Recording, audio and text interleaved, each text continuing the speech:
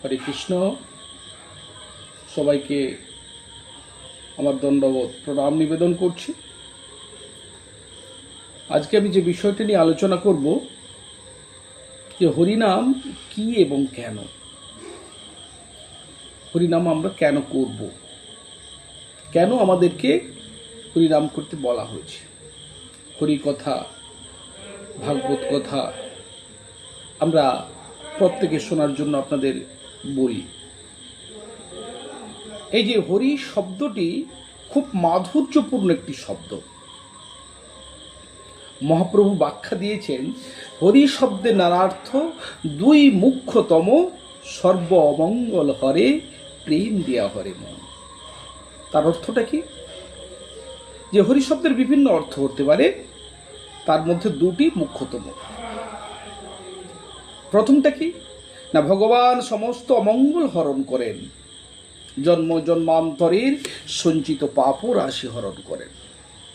আর number 2, প্রেম দেয়া হরে মন, অর্থাৎ আমাদের জন্ম মৃত্যু জরা ব্যাধি বয় মহা দুঃখ চিরতরে হরে সচ্চিদানন্দময় পরম গতি দান করেন যিনি, তিনি হচ্ছেন হরি।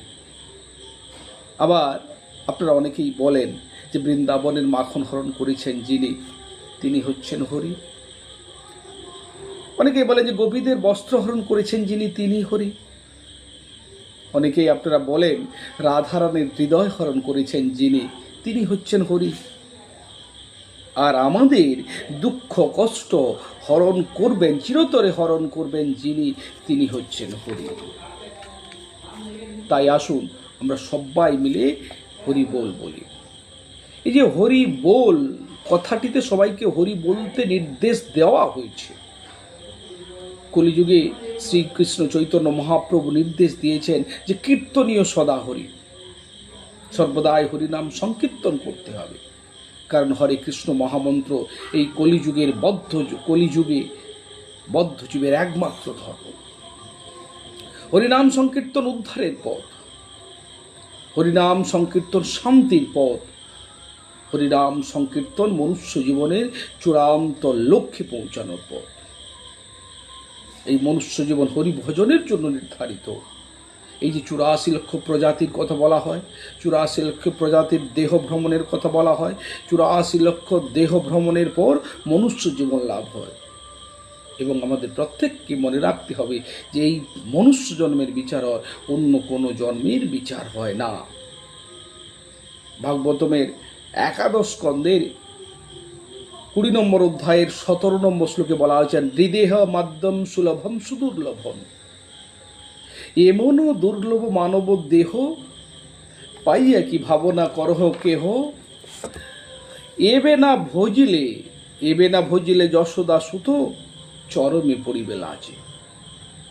অ্যাকচুয়ালি বহু কোটি সুকৃতির ফলে 84 লক্ষ দেহ ভ্রমণ করে এই মনুষ্য জীবন পেয়েছি। একটাই দেহ। আমরা কথা দিয়ে এসেছিলাম, আমরা অনেক কথা দিয়ে এসেছিলাম, ভজিব বলিয়া কহিয়া আসিলি, মজিলি কি সুখ পাইয়া, এমনও দুর্লভ মানব দেহ পাইয়া কি ভাবনা করহ কেহ, এবে না ভুজিলে যশোদা সুত চরমে পড়িবে লাজে। সত্যি তো, এমন একদিন আসবে যখন আমাদের এই সুন্দর পৃথিবী, সন্তান সন্ততি, ঘর সংসার সমস্ত কিছু আমাদের ছেড়ে চলে যেতে হবে। আর এইটা আমরা অনুভব করতে পারছি না, এটা তথ্যটা আমরা জানি, এই তথ্যটা আমরা জানি, এটা আমাদের অনুভবের জায়গায় আমরা নিয়ে যেতে পারছি না। কারণ একটা জিনিস আমি উপলব্ধি করেছি যে স্কুল কলেজের শিক্ষা জড় জগতে প্রতিষ্ঠিত হতে সাহায্য করে, কিন্তু পরমার্থিক শিক্ষা হলো যেখানে আত্মা এবং জীবাত্মা কিভাবে পরমাত্মার সেবা করা যায়, সেবা করে আনন্দ লাভ করা যায়, শাশ্বত জীবন লাভ করা যায়, তার শিক্ষা হচ্ছে এই পরমার্থিক শিক্ষা। আপনারা দেখবেন যখন লোক শবদাহ করতে শ্মশানে যায় তখন কি বলে, বল হরি, হরি বল, বল হরি, হরি বল। আমাদের মনে রাখতে হবে আমাদের সকলের প্রিয় জড় এই যে দেহটা আমাদেরকে যে কোনো মুহূর্তে ছেড়ে দিতে হবে। যদি জীবন সার্থক করতে হয়, জন্ম মৃত্যু ভবচক্র থেকে চিরতরে উত্তীর্ণ হতে হলে হরিনাম সংকীর্তনে সদা যুক্ত থাকতে হবে। আর অত্যন্ত বুদ্ধিমান না হলে কেউ হরিভজন করে না। এই কথাটি আমি কিন্তু নিজে মন থেকে বলছি না। ভাগবতের দ্বাদশ স্কন্ধের ৫ম অধ্যায়ের ৩২ নম্বর শ্লোকে বলা হয়েছে, যজন্তি হি সুমেধস, যারা সুমেধাগণ, যারা বুদ্ধিমান তারা ভজন করেন, তাই প্রেমানন্দে হরি হরি বল, হরি বল। আরেকটা জিনিস দেখবেন, মানুষ যদি আধ্যাত্মিকতা যুক্ত না হয়, মানুষ যদি পরমার্থিক শিক্ষায় শিক্ষিত না হয়, তাহলে মানুষ দুটো বিষয়ে মনকে নিয়োজিত করে। এক নম্বর হচ্ছে হ্যাঙ্কারিং, আকাঙ্ক্ষা, আমার এই ইচ্ছা পূর্ণ হলো না, আমার ওই ইচ্ছা পূর্ণ হলো না। আর নাম্বার 2 হচ্ছে ল্যামেন্টেশন, অর্থাৎ হাহুতাশ করা, না পাওয়ার জন্য সারা জীবন ধরে হাহুতাশ করে। তাই আমাদের প্রত্যেকে হরিভজনের কথা বলা হয়েছে। ছোটবেলা থেকে একটা গান শুনে এসেছি, একদম ছোটবেলা থেকে আমরা সবাই। গানটা আপনাদের সকলেরই জানা। কি গানটা বলুন তো? কলিতে হরিনাম জীবেরই পরিণাম, একবার বলো রে মধুমাখা হরিনাম বলো রে, একবার বলো রে মধুমাখা হরিনাম বলো রে। একদম গলা ছেড়ে হরিনাম করুন। মহাপ্রভু নির্দেশ দিয়েছেন যে নাচো গাও ভক্ত সঙ্গে কর সংকীর্তন, নেচে নেচে কীর্তন করতে হবে। এখন নাচতে কেন বলা হয়েছে? নাচ শুধুমাত্র একটা শিল্প মাধ্যম নয়। নাচলে মানুষের বহুমাত্রিক রোগ নিরাময় করতে পারে, এটা সায়েন্টিফিক্যালি প্রমাণিত।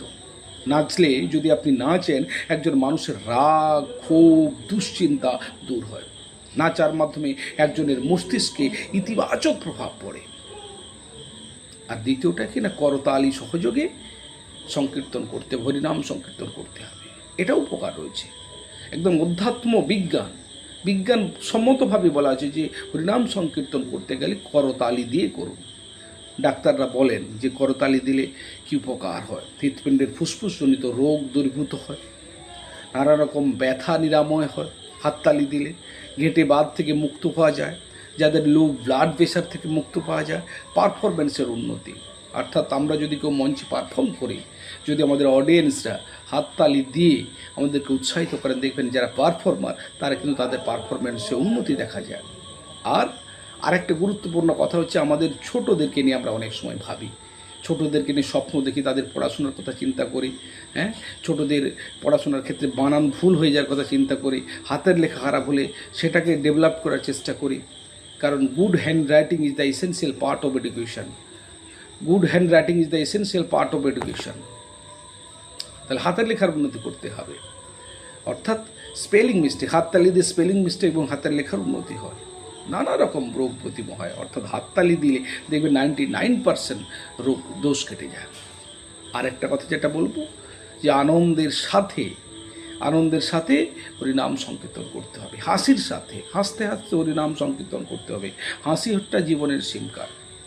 একটা মোবাইল থেকে যদি আপনি সিম কার্ড খুলে নেন, তাহলে দেখবেন যে মোবাইলটা অচল। তেমনি জীবনে যদি হাসি না থাকে, আমাদের জীবনটাই অচল। তাই হাসির সাথে হরিনাম করতে হবে। যারা দেখবেন যারা খুব অহংকারী মানুষ, তারা হাসতে ভুলে যায়, তারা মন খুলে হাসতে পারে না। অতএব হাসির সাথে, আনন্দের সাথে হরিনাম সংকীর্তন করতে হবে। হরিনাম আমাদের নিজস্ব ব্যাংক ব্যালেন্স, এটা আমাদের মনে রাখতে হবে। হরিনাম সংকীর্তন আমাদের নিজস্ব ব্যাংক ব্যালেন্স। এই ব্যাংক ব্যালেন্সের ভাগ কেউ নিতে পারবে না। ছোটোবেলায় আমি বলতাম যে লেখাপড়ার ভাগ কেউ নিতে পারে না। এখন দেখছি যে ডাহা মিথ্যা কথা। লেখাপড়া করে আপনি এস্টাবলিশড হলেন, অনেক টাকা পয়সা রোজগার করলেন, সম্পত্তি তৈরি করলেন, সমস্ত কিছুর ভাগ কিন্তু অন্যরা নেবে। কিন্তু হরিনাম সংকীর্তনের একদম নিজস্ব ব্যাংক ব্যালেন্স, এর ভাগ কেউ নিতে পারবে না। তাই শাস্ত্রে ভবিষ্যৎবাণী করা হয়েছে যে হরিনাম সংকীর্তন করতেই হবে। তবে একটা ভালো বিষয় আমি দেখতে পাচ্ছি যে ভোটের সময় এলে সবাই হরিনাম করে। হরিনামের মাত্রা বেড়ে যায়। হরে কৃষ্ণ হরে হরে ড্যাশ ড্যাশ ঘরে ঘরে, হরে কৃষ্ণ হরে হরে ড্যাশ ড্যাশ ঘরে ঘরে। শূন্যস্থানটা আপনারাই পূরণ করে নেন। অর্থাৎ লোক জ্ঞাতসারে হোক অজ্ঞাতসারে হোক হরিনাম সংকীর্তন করলে তার ইতিবাচক প্রভাব পড়ে। আবার অনেকে বলেন, অনেক জায়গায় এমন রয়েছে এখনও পর্যন্ত যেখানে হরিনাম করলে অনেকে বলে, আরে তুই কবে থেকে হরে কৃষ্ণ হয়ে গেল, হ্যাঁ, সেখানে লজ্জায় পড়ে যান আপনারা, সেখানে লজ্জায় পড়ে যান। কিন্তু এমন কিছু জায়গা রয়েছে যেখানে যদি হরিনাম না করেন, হ্যাঁ, তাহলে আপনি লজ্জায় পড়বেন। আপনি মায়াপুর যান, আপনি পুরীধাম যান, শ্রীধাম পুরীধাম, আপনি নবদ্বীপ যান, বৃন্দাবন যান বা ভাগবতার আসরে থাকুন, সেখানে যদি হরিনাম না করেন তাহলে লজ্জায় পড়ে যাবেন। তাই আসুন সব শেষে সবাই মিলে বলি যে হরি বিনা নাহি কিছু আর, হরি বিনা নাহি কিছু আর, যাহা হেরো হরি হেরো, হরি বিনা নাহি আর, হরি হরি হরি হরি একমাত্র সার, হরিময় হরিময় হয় রে সংসার। হরিতে জনম মম, হরিতে জনম মম, হরিতে সংহার, হরিতে আহার মম, হরিতে বিকার, হরিময় দেহ ধরি, হরি নাম পান করি, শয়নে স্বপনে হরি, হরি হরি সার, হরিময় হরিময় হয় রে সংসার। নমস্কার সবাইকে, আবার সশ্রদ্ধ প্রণতি নিবেদন করে আজকের আলোচনা এখানেই শেষ করছি।